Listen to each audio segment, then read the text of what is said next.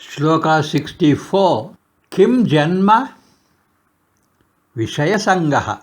What is the reason for taking birth? Attachment to the objects of enjoyment. 64ನೇ ಶ್ಲೋಕ.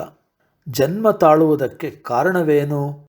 ವಿಷಯೋಪಭೋಗಗಳ ಮೇಲಿನ ಮೋಹವೇ ಜನ್ಮ ತಾಳುವುದಕ್ಕೆ ಕಾರಣ. Kim uttaram janma putra syat. What is known as one's second birth? It is one's own son. ಒಬ್ಬ ವ್ಯಕ್ತಿಯ ಎರಡನೆಯ ಜನ್ಮ ಎಂದು ಗುರುತಿಸಲಾಗುವುದು ಯಾವುದು? ಆ ವ್ಯಕ್ತಿಯ ಸ್ವಂತ ಮಗನನ್ನು ಅವನ ಎರಡನೆಯ ಜನ್ಮ ಎಂದು ಗುರುತಿಸಲಾಗುತ್ತದೆ. Ko apariharyah mrityuh. What is inevitable? Death. ಯಾವುದನ್ನು ತಪ್ಪಿಸಲಿಕ್ಕಾಗುವುದಿಲ್ಲ? ಮೃತ್ಯುವನ್ನು.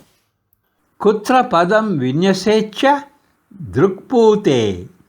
Which place should we choose to stay?